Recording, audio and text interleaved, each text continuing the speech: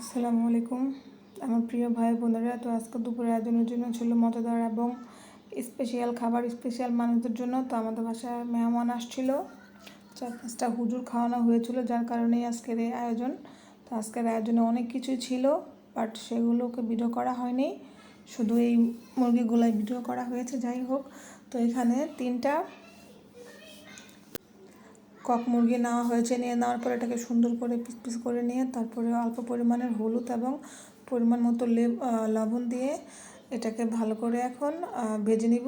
এটা না ভাজলেও চলে, তারপরে ভেজে নিচ্ছি, কারণ একটু ভেজে নিলে সুন্দর গ্রান আসে। তো ভেজে নেওয়ার পর তারপর আবার সেই বুকের মাংসগুলো ভেজে নিলাম। তো কে কে আমার মতো লেগ পিস খেতে পছন্দ করেন, আর লেগ পিস আমার অনেক পছন্দ।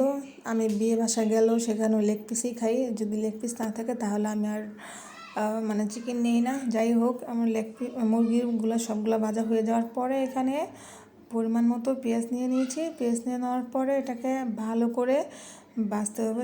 যখন এক পর্যায়ে লাল লাল হয়ে আসবে, হয়ে যাওয়ার পর দেখতেই পাচ্ছেন কত সুন্দর লাল লাল হয়ে গেছে, প্রায় ভাজার তেল ছেড়ে দিছে। তো তারপর এটাকে সুন্দর করে ভাজতে থাকবো। তো এক পর্যায়ে ভাজতে ভাজতে যখন একটা সুন্দর ঘ্রাণ চলে আসছে, তো এখানে গরুর যা যা মশলা লাগে এখানে সবই অ্যাড করা হবে। তো ফার্স্টে দিয়ে দিলাম হচ্ছে হলুদ গুঁড়ো, দিয়ে দেওয়ার পরে আবার এটাকে ভালো করে নেড়ে চেড়ে নিবি। আর এই মুরগির তরকারিটা রান্না করছে আমার শাশুড়ি। ওনার হাতের রান্নাও কিন্তু মাশাআল্লাহ অনেক মজা হয়। তো এটা ভালো করে নেড়ে দেওয়ার পর তারপরে দিয়ে দিল পরিমাণ মতো মরিচ। তা আমরা মরিচের ঝাল বেশি খাই, যার কারণে ঝালের পরিমাণটা একটু বেশি দেওয়া হয়েছে। তো দিয়ে দেওয়ার পরে এখানে অল্প পরিমাণের পানি দিয়ে আবারও একটু ভালো করে নেড়ে চেড়ে এটাকে কষানো হচ্ছে, যাতে করে সুন্দর করে কষানো হয়ে যায়। তো কষানোর এক পর্যায়ে তারপরে দিয়ে দিলাম এখানে পরিমাণ মতো কাঁচামরিচ। দিয়ে দেওয়ার পরে আবার এটাকে ভালো করে নেড়ে চেড়ে নিচ্ছে। তো লাড়ার এক পর্যায়ে এটাকে আবারও 10 মিনিটের জন্য ঢাকনা দিয়ে ঢেকে দিবে।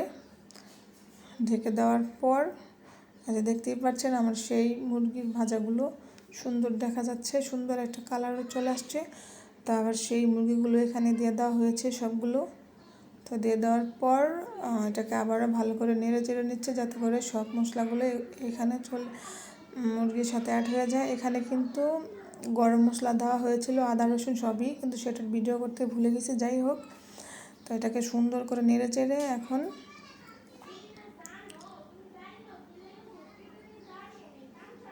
নাড়তেই থাকবে। নাড়ার এক পর্যায়ে যখন সব পেঁয়াজগুলো মুরগির মাংসের মধ্যে চলে আসবে, তখন এখানে পরিমাণ মতো পানি দিয়ে দিবে। তা আমার মতো কে কে প্রায় সময় শাশুড়ির হাতের রান্না খান। আর একটা কথা, এখানে দুধ অ্যাড করা হয়েছে, কারণ দুধ দিলে মুরগির মাংসগুলো একটু নরম হয়, ভিতর দিয়ে খেতে অনেক টেস্ট হয়। তো কে কে মুরগি রান্না করলে দুধ অ্যাড করেন অবশ্যই জানাবেন। আর কে কে শাশুড়ির হাতের রান্না খান প্রায় সময় সেটাও বলবেন। আর বিশ্বাস করবেন কিনা জানি না, এই মুরগির ঝোল তরকারিটা মাশাআল্লাহ অনেক টেস্ট হয়েছে। এটা কিন্তু ভুনা হয়নি, আবার অনেক ঝোলও দেওয়া হয়নি, মিডিয়াম সাইজ হয়েছিল। যাই হোক, অনেক মজা। সো আমার শাশুড়ির হাতের রান্না কেমন হয়েছে অবশ্যই কমেন্ট করে জানাবেন। যদি ভালো লাগে তাও কমেন্ট করবেন। আর আজকের জন্য এখানে ভিডিও শেষ করছি। সবাই ভালো থাকবেন, সুস্থ থাকবেন। আল্লাহ হাফেজ।